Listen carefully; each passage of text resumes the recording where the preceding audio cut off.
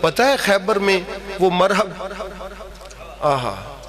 پتہ ہے نا، حدیث پاک سن لیں پہلے.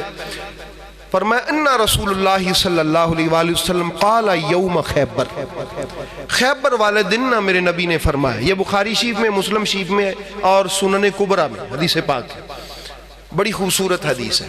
نبی پاک علیہ السلام نے جھنڈا دیا پہلے چند صحابہ کرام کو، وہ لڑنے کے لیے گئے، فوج بھی لے کے گئے، چند مسلمان شہید بھی ہوئے، لیکن قلعہ فتح نہیں ہوا. بار بار گئے، نہیں ہوا. نبی پاک علیہ السلام نے پھر کہا لَأُعْتِيَنَّ الرَّأْيَةَ هَذِهِ الرَّأْيَةَ. نبی پاک میں ہاتھ میں جھنڈا تھا، فرمایا یہ جو جھنڈا ہے نا، یہ جو جھنڈا، ہاذہی یہ جو الرأیتا یہ جھنڈا، فرمایا غدن رجلن کل اس مرد کو دوں گا. رجلن کس کو؟ اس مرد کو. رجلن اور ایک حدیث پاک میں ہے کرار غیر فرار، جو جم کے کھڑا رہنے والا ہے، جو واپس آنے والا نہیں، جو جس کام کے لیے جاتا ہے پھر کر کے ہی آتا ہے. رجلن کرارن غیر فرارن. اسی لیے تو حیدر کرار کہا جاتا ہے ان کو، کہ جو کھڑا ہے تو بس کھڑا، پھر کوئی طاقت اس کو ہلا نہیں سکتی. فرمایا اس کھڑا ہونے والے کو جو واپس نہیں آئے گا جب تک جو کرنے کے لیے بھیجا ہے وہ کرنے، اس کو جھنڈا دوں گا. اچھا اب یفتح اللہ تعالی علیہ، اللہ اس کے ہاتھ پہ فتح دے گا. یحب اللہ ورسولہ، اور اس کی شان یہ ہے کہ وہ اللہ اور اس کے رسول کا محب ہے. اللہ اور اس کے رسول کا کیا ہے؟ محب ہے. وَيُحِبُّهُ اللَّهُ وَرَسُولُهُ، اور اللہ اور اس کا رسول اس کے محب ہے. وہ اللہ اور اس کے رسول کا محب ہے، اللہ اور اس کا رسول اس کے محب ہے. وہ جو کل جائے گا نا وہ اللہ رسول سے محبت کرتا ہے، اور وہ جو کل جائے گا نا اللہ اور اس کا رسول اس سے محبت کرتا ہے. اچھا یہ بہت بڑی بات تھی. اب صحابہ سے پوچھئے یہ کتنی بڑی بات تھی. اس بات کی وجہ سے ہوا کیا؟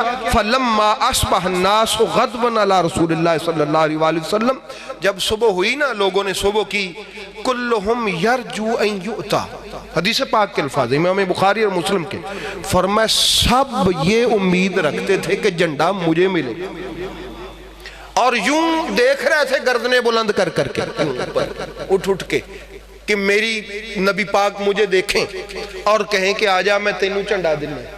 سب کی. حضرت عمر فاروق فرماتے ہیں کہ واللہ با خدا مجھے کبھی بھی امیر بننے کی اتنی خواہش نہیں ہوئی جتنی خیبر والے دن ہوئی، کیونکہ نبی پاک نے کہا تھا صبح وہ جائے گا جو اللہ اور اس کے رسول سے محبت کرتا ہے، اور اللہ اور اس کا رسول اس سے محبت کرتے ہیں.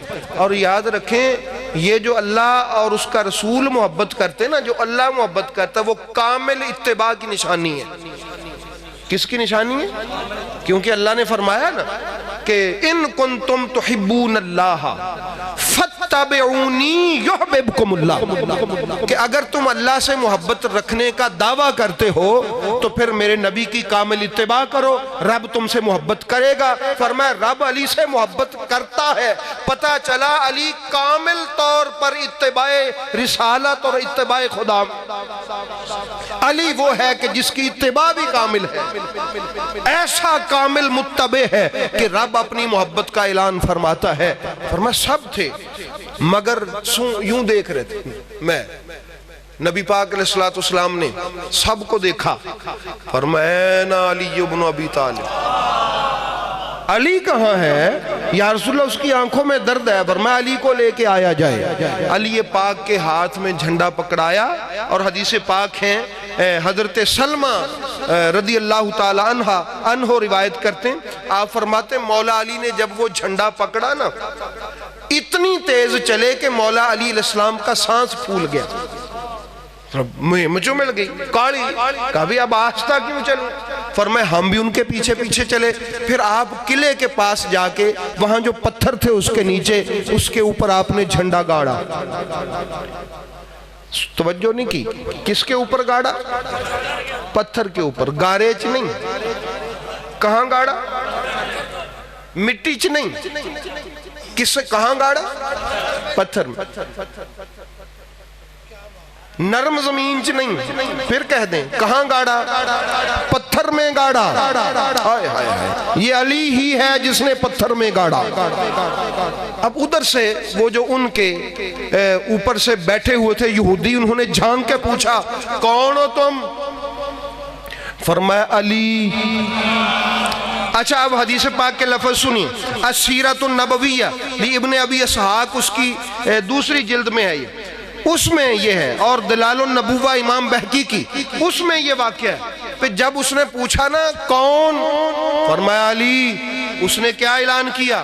اس نے کہا یہودیو غلب تم، اوے تسی رگڑے گئے، ابھی جنگ نہیں ہوئی، ابھی لڑائی نہیں ہوئی۔ اس نے جنگ کے اوپر سے پوچھا کون؟